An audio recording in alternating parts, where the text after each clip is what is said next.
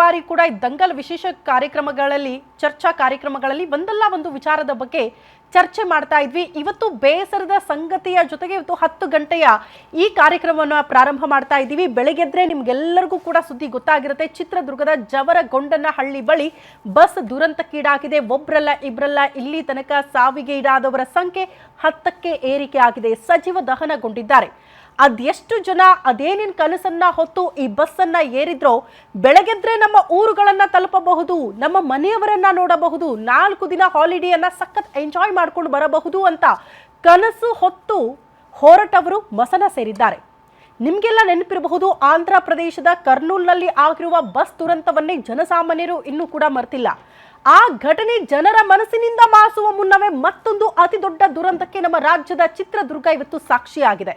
ಹಾಗಾದ್ರೆ ಹೇಗಾಯ್ತು ಅವಘಡ, ಏನಾಯ್ತು, ಏನೆಲ್ಲ ಬೆಳವಣಿಗೆ ಆಗ್ತಾ ಇದೆ, ಜೊತೆಗೆ ಪ್ರಯಾಣ ಬೆಳೆಸುವಾಗ ನಿಮ್ಮ ಸೇಫ್ಟಿಯನ್ನ ಹೇಗೆ ನೀವು ನೋಡ್ಕೊಳ್ಬೇಕು, ಒಂದು ಬಸ್ ದುರಂತಕ್ಕೀಡಾದಾಗ ಏನೇನೆಲ್ಲ ಆಪ್ಷನ್ಗಳಿರುತ್ತೆ ನಮ್ಮ ಪ್ರಾಣವನ್ನ ಉಳಿಸ್ಕೊಳ್ಳೋದಕ್ಕೆ, ಯಾಕೆ ಪದೇ ಪದೇ ಈ ರೀತಿ ಖಾಸಗಿ ಬಸ್ಗಳೇ ದುರಂತಕ್ಕೀಡಾಗ್ತಾ ಇದೆ, ಯಾರ ಅಜಾಗರೂಕತೆ, ಯಾರ ನಿರ್ಲಕ್ಷ್ಯ, ಎಲ್ಲದ್ರ ಬಗ್ಗೆ ಇವತ್ತು ಚರ್ಚೆ ಮಾಡೋಣ. ಅದ್ರ ಜೊತೆಗೆ ಅಪ್ಡೇಟ್ಸ್ ಅನ್ನ ಕೂಡ ನಿಮ್ಮ ಮುಂದೆ ಇಡ್ತಾ ಹೋಗ್ತೀವಿ.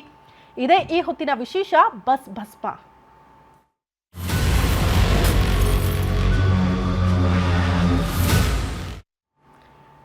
ಒಬ್ರಲ್ಲ ಇಬ್ರಲ್ಲ ಸರಿಸುಮಾರು 33 ಜನ ಪ್ರಯಾಣಿಕರು ಅನೇಕ ಕನಸುಗಳನ್ನ ಹೊತ್ತು ಜೀವನ ರೂಪಿಸ್ಕೊಳ್ಳೋದಕ್ಕೆ, ಜೀವನ ಕಟ್ಟಿಕೊಳ್ಳೋದಕ್ಕೆ ಬೆಂಗಳೂರಿಗೆ ಬಂದವರು ರಜೆಯ ನಿಮಿತ್ತ ತಮ್ಮ ಊರುಗಳಿಗೆ ವಾಪಸ್ ಆಗಬೇಕು ಅಂತ ಈ ಸೀ ಬರ್ಡ್ ಬಸ್ ಅನ್ನ ಬುಕ್ ಮಾಡ್ಕೊಂಡಿದ್ರು.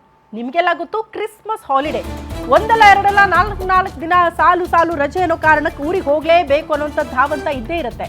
ಕ್ರಿಸ್ಮಸ್ ರಜೆಗೆ ಊರಿಗೆ ಹೊರಟವರು ಮಸನ ಸೇರಿದ್ದಾರೆ ಕೆಲವರು. ಚಿತ್ರದುರ್ಗ ಜಿಲ್ಲೆ ಜವರಗೊಂಡನಹಳ್ಳಿ ಬಳಿ ನಡೆದಂತ ಬಸ್ ದುರಂತ, ಯಮ ಸ್ವರೂಪಿಯಾಗಿ ಬಂದ ಲಾರಿ ಡಿಕ್ಕಿ ಹಾಕಿ ಬಸ್ ದುರಂತ ಸಂಭವಿಸಿದೆ. ನೋಡ್ತಾ ಇದ್ದಂತೆ ಹೊತ್ತಿ ಉರಿದಿದೆ ಸೀ ಬರ್ಡ್ ಬಸ್. ಬಸ್ನಲ್ಲಿದ್ದ 32 ಮಂದಿಯಲ್ಲಿ 10ಕ್ಕೂ ಹೆಚ್ಚು ಜನ ಸಜೀವ ದಹನಗೊಂಡಿದ್ದಾರೆ. ನಿದ್ರೆ ಮಂಪರಿನಲ್ಲಿದ್ದ 10ಕ್ಕೂ ಹೆಚ್ಚು ಮಂದಿ ಜೀವ ಕಳ್ಕೊಂಡಿದ್ದಾರೆ, ಬೆಂಕಿಯಲ್ಲಿ ಬೆಂದು ಹೋಗಿದ್ದಾರೆ. ಬೆಂಕಿ ಹೊತ್ತಿಕೊಳ್ತಾ ಇದ್ದಂತೆ ಬಸ್ನಿಂದ ಕೆಲವರು ಕೆಳಗೆ ಹಾರಿ ಪ್ರಾಣ ಉಳಿಸಿಕೊಂಡಿದ್ದಾರೆ. ಭೀಕರ ಬಸ್ ಬೆಂಕಿಯಿಂದ 25ಕ್ಕೂ ಹೆಚ್ಚು ಜನ ಗಂಭೀರವಾಗಿ ಗಾಯಗೊಂಡಿದ್ದಾರೆ. ಗಾಯಾಳುಗಳಿಗೆ ಸದ್ಯ ಹಿರಿಯೂರು, ತುಮಕೂರು ಜಿಲ್ಲಾಸ್ಪತ್ರೆಗಳಲ್ಲಿ, ತಾಲೂಕು ಆಸ್ಪತ್ರೆಗಳಲ್ಲಿ ಚಿಕಿತ್ಸೆಯನ್ನು ಮುಂದುವರಿಸಲಾಗಿದೆ. ಆದರೆ ಪ್ರಮುಖವಾಗಿ ಖಾಸಗಿ ಬಸ್ ಚಾಲಕನ ತಪ್ಪಲ್ಲ, ಬದಲಾಗಿ ಟ್ಯಾಂಕರ್ನ ತಪ್ಪ, ಲಾರಿ ಚಾಲಕನ ನಿರ್ಲಕ್ಷ್ಯದಿಂದ ಆಗೋಗಿದೆ ಅವಘಡ. ಹಂಗಾಗಿ ಏನೇ ಆದರೂ ಕೂಡ ರಾಜ್ಯ ಸರ್ಕಾರ ಮೃತ ಕುಟುಂಬಸ್ಥರಿಗೆ ನೆರವಿಗೆ ನಿಂತ್ಕೊಳ್ಳುತ್ತೆ. ಗಾಯಾಳುಗಳ ಚಿಕಿತ್ಸಾ ವೆಚ್ಚ ರಾಜ್ಯ ಸರ್ಕಾರವೇ ಭರಿಸುತ್ತೆ ಅನ್ನುವಂಥ ಒಂದು ಭರವಸೆಯನ್ನ ಸಾರಿಗೆ ಸಚಿವರೇ ಗ್ಯಾರಂಟಿ ನ್ಯೂಸ್ ಮೂಲಕ ಮಾತನಾಡ್ತಾ ಹೇಳಿದ್ದಾರೆ.